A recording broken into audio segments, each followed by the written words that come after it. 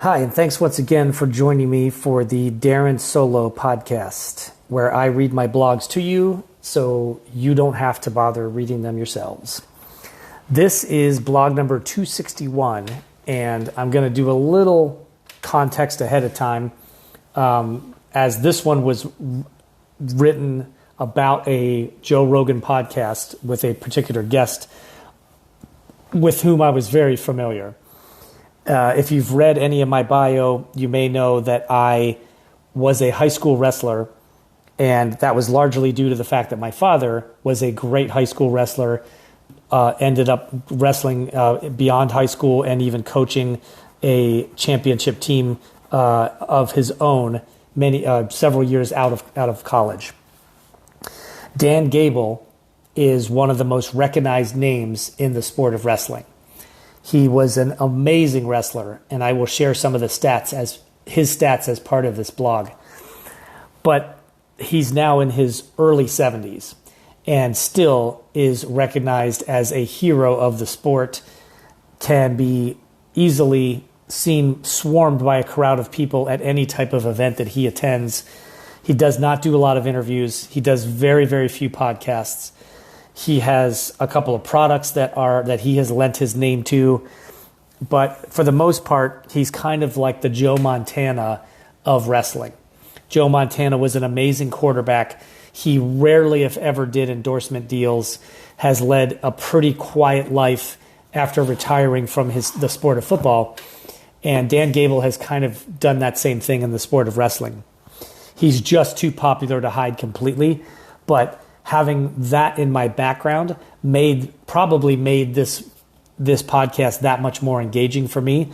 But the advice that he gives in this podcast is fantastic. And so I did my own spin on that and wrote the blog, which I'm going to read to you here. So this is blog number 261, written April 7th, 2021. And the blog is entitled, "If You Want to Be Great, This Is All It Takes." I just listened to the Joe Rogan podcast with Dan Gable, one of the most famous wrestlers in the sport. Rogan does a great job of leading the conversations at times, as he always does, but also does a great job of just letting Dan Gable do his thing. He has a lot of great stories to tell over his amazing career, and just some of the highlights of his career would include that he was an undefeated high school wrestler, 64-0. Three-time state champion high school wrestler. He was undefeated until his last match in college. He went 117-1 after an undefeated high school career. Probably the most amazing stat of all of his, and maybe in sports in general, is the following. In the 1972 Olympics, wrestling against the best in the world, he won a gold medal without giving up a single point against himself. All the matches that he wrestled, competitors from around the world, the best in his weight class from all over the world, he was better enough that he did not relinquish a single point in his journey to winning a gold medal. After that, he became the head coach at Iowa, and they won 13 national championships during his coaching career.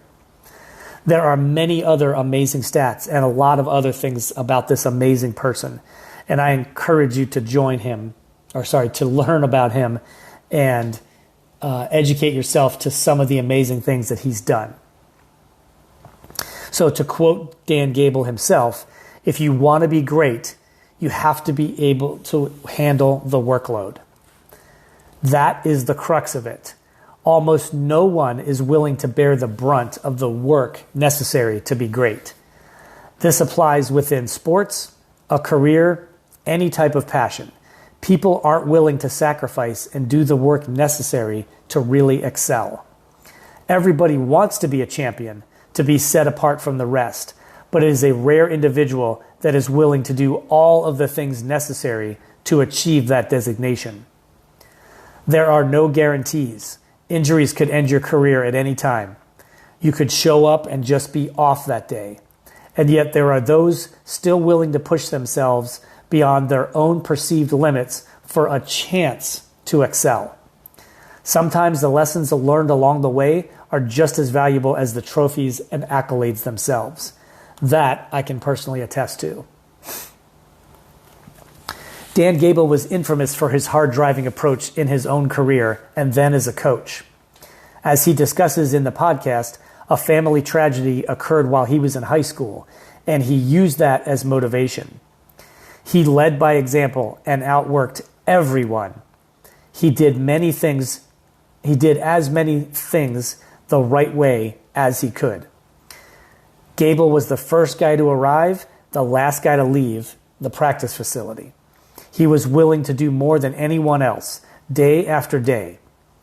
He made mistakes, he had some controversies, but he is still one of the most beloved individuals the sport of wrestling has ever seen.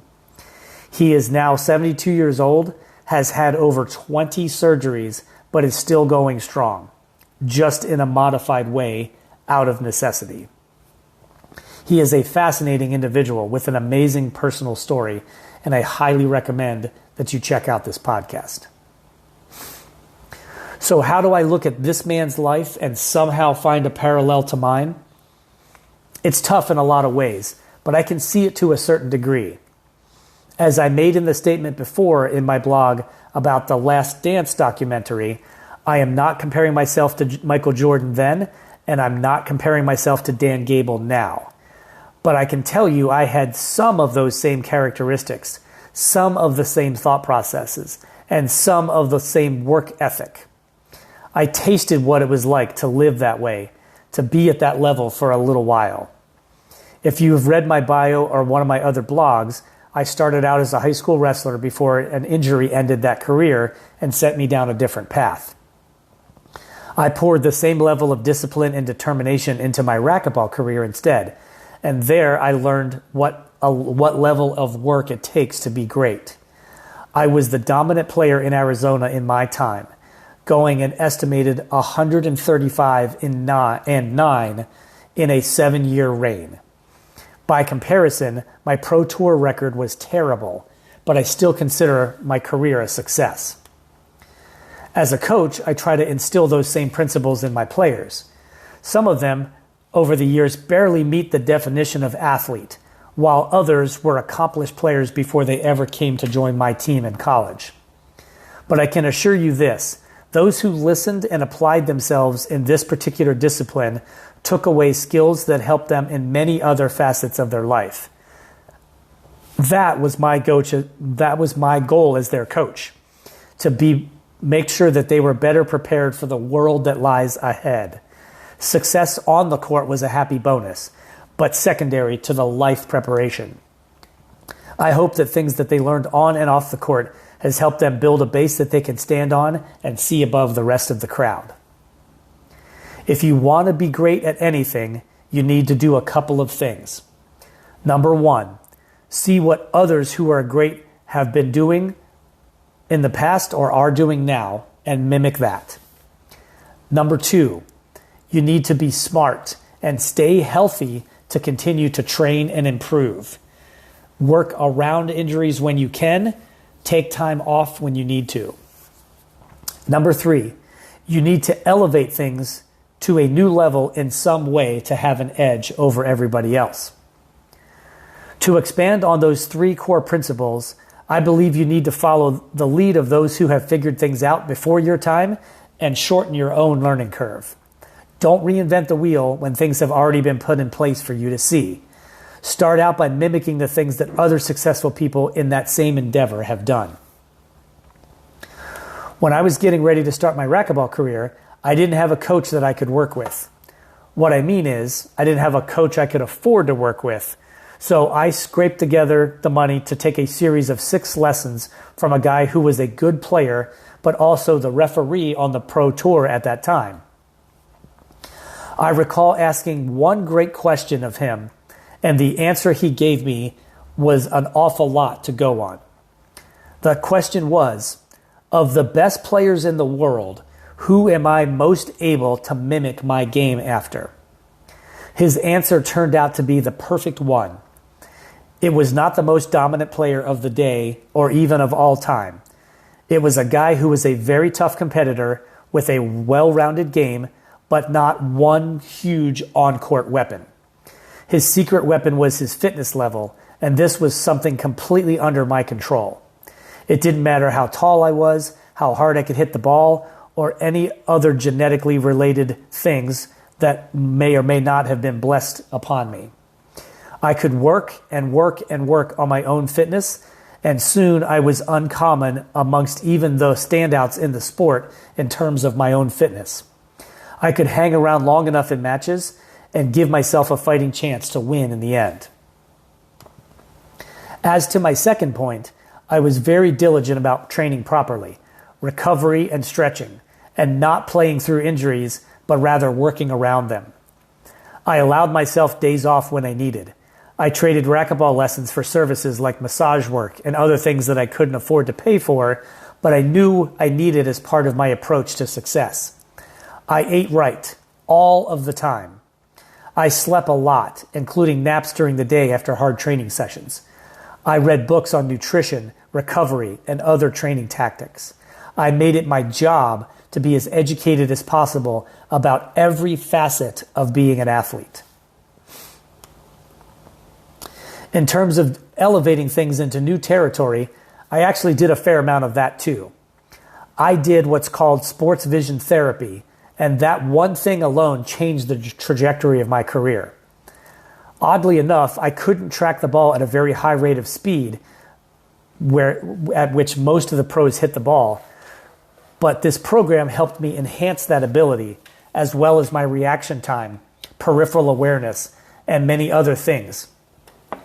I worked with a sports psychologist and learned to visualize success, improve my techniques, and other things with the doctor's help. I did martial arts training for flexibility, for confidence, and self-defense. Being one of the smaller guys on tour, I needed to be able to stand my ground if and when conflict occurred on or off the court, so I learned how to handle that. I would do the splits warming up to remind myself and at least put a little doubt into the mind of somebody else that I may be competing with who was looking to bully me or take advantage of certain situations. I did my best to not seem like an easy target and that I was not going to be easily intimidated.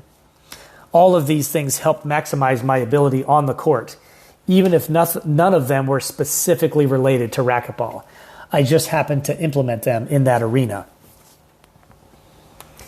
It is up to you to decide what you want out of life. Not everybody wants to be great. Some people prefer to go unnoticed, to be safe, to stay in the middle of the pack. I can tell you, at my current age, I am far more interested in being anonymous than ever before. Maybe it's the state of the world today, but the scrutiny is just far more intense than it ever has been, and I just don't think the headaches are worth the notoriety. And as I continue to embark on my own speaking career, I work with the diligent effort similar to what I have always applied, but tempered a little bit because of the changed circumstances in my life. I have a wife and a day job, and those two things alone make my world very different than when I was in my 20s and 30s. But I still think I am learning to outwork others in this game as well, and at some point, I expect that I will rise to the top of this endeavor just like I have to the others. As always, I wish you luck in whatever you choose as your own pursuits.